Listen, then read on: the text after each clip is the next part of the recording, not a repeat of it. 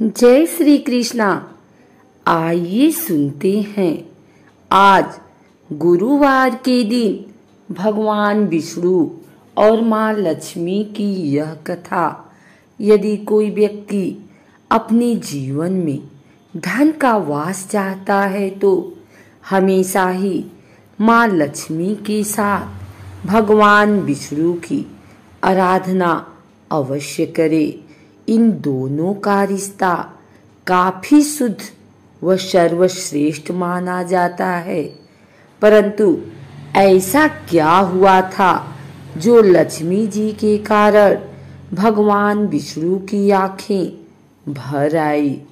पुराणों में विख्यात एक कथा के अनुसार लक्ष्मी जी की किस बात से विष्णु जी इतने निराश हो गए।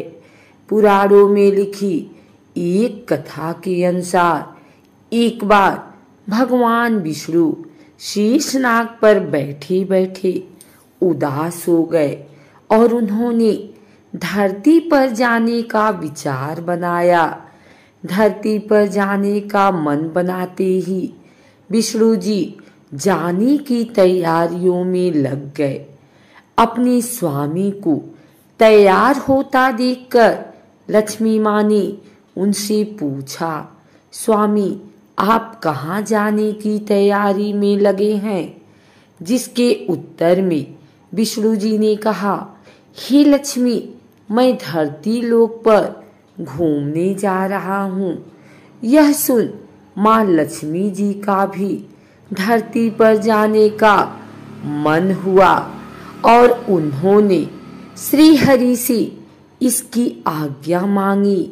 माँ लक्ष्मी द्वारा प्रार्थना करने पर भगवान विष्णु बोले, तुम मेरे साथ चल सकती हो, लेकिन एक शर्त पर तुम धरती पर पहुंचकर उत्तर दिशा की ओर बिल्कुल मत देखना, तभी मैं तुम्हें अपने साथ लेकर जाऊंगा। यह सुनते ही माता लक्ष्मी ने हाँ कह दिया और विष्णु जी के साथ धरती लोक जाने के लिए तैयार हो गई। माँ लक्ष्मी और भगवान विष्णु सुबह सुबह धरती पर पहुंच गए। जब वे पहुंचे तब अभी सूर्य देवता उदय हुए ही थे। रात्रि में बरसात हुई थी, जिस कारण चारों ओर हरियाली ही हरियाली थी। धरती बेहद सुंदर दिख रही थी, जिसके फलस्वरूप माँ लक्ष्मी मंत्र मुग्ध होकर धरती के चारों ओर देख रही थी और भूल गई कि पति को क्या वचन देकर आई हैं। अपनी नजर घुमाते हुए उन्होंने कब उत्तर दिशा की ओर देखा, उन्हें पता ही नहीं चला। मन ही मन मुग्ध हुई माँ लक्ष्मी जी ने जब उत्तर दिशा की ओर देखा तो उन्हें एक सुंदर बगीचा नजर आया। उस ओर से भीनी भीनी खुशबू आ रही थी। बगीचे में बहुत ही सुंदर सुंदर फूल खिले थे। फूलों को देखते ही माँ लक्ष्मी बिना सोचे समझे उस खेत में चली गई और एक सुंदर सा फूल तोड़ लाई। फूल तोड़ने के पश्चात जैसे ही माँ लक्ष्मी भगवान विष्णु के पास वापस लौट कर आई तो भगवान विष्णु की आंखों में आंसू थे। माँ लक्ष्मी के हाथ में फूल देख विष्णु बोले, कभी भी किसी से बिना पूछे उसका कुछ भी नहीं लेना चाहिए। और साथ ही उन्हें विष्णु जी को दिया हुआ वचन भी याद दिलाया। माँ लक्ष्मी को अपनी भूल का जब आभास हुआ तो उन्होंने भगवान विष्णु से इस भूल की क्षमा मांगी। विष्णु ने कहा कि तुमने जो भूल की है उसकी सजा तो तुम्हें अवश्य मिलेगी। जिस माली के खेत से तुमने बिना पूछे फूल तोड़ा है, यह एक प्रकार की चोरी है। इसीलिए अब तुम 3 वर्ष तक माली के घर नौकर बनकर रहो। उसके बाद मैं तुम्हें वैकुंठ में वापस बुलाऊंगा। भगवान विष्णु का आदेश माँ लक्ष्मी ने चुपचाप सर झुकाकर मान लिया। जिसके बाद माँ लक्ष्मी ने एक गरीब औरत का रूप धारण किया और उस खेत के मालिक के घर गई। माधव नाम के उस माली का एक झोपड़ा था, जहां माधव की पत्नी, 2 बेटे और 3 बेटियां रहते थे। माँ लक्ष्मी जब एक साधारण औरत बनकर माधव के झोपड़े पर गई तो माधव ने पूछा, बहन तुम कौन हो? तब माँ लक्ष्मी ने कहा, मैं एक गरीब औरत हूँ, मेरी देखभाल करने वाला कोई नहीं। मैंने कई दिनों से खाना भी नहीं खाया, मुझे कोई भी काम दे दो, मैं तुम्हारे घर का काम कर दूंगी और इसके बदले में आप मुझे अपने घर के एक कोने में आसरा दे दो। माधव बहुत ही अच्छे दिल का मालिक था।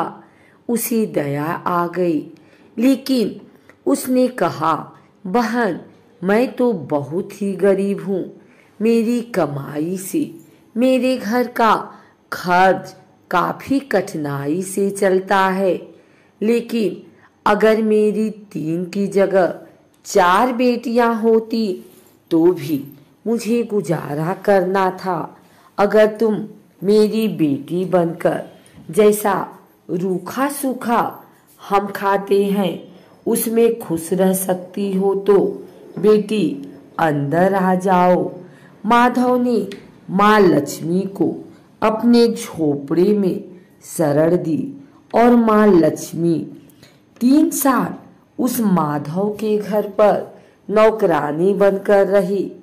कथा के अनुसार कहा जाता है कि जिस दिन माँ लक्ष्मी माधव के घर आई थी, उसके दूसरे ही दिन माधव को फूलों से इतनी आमदनी हुई कि शाम को उसने एक गाय खरीद ली। फिर धीरे धीरे माधव ने जमीन खरीद ली और सबने अच्छे अच्छे कपड़े भी बनवा लिए। कुछ समय बाद माधव ने एक बड़ा पक्का घर भी बनवा लिया। माधव हमेशा सोचता था कि मुझे यह सब इस महिला के आने के बाद मिला है। इस बेटी के रूप में मेरी किस्मत आ गई है।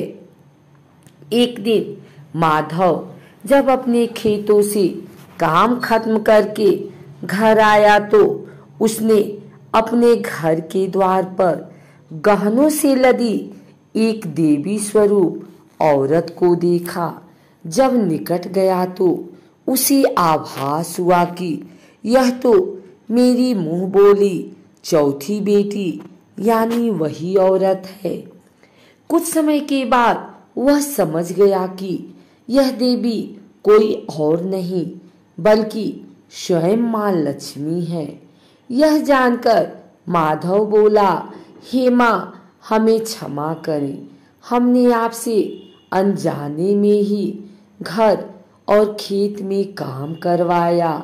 हे माँ यह कैसा अपराध हो गया, हे माँ हम सबको माफ कर दे।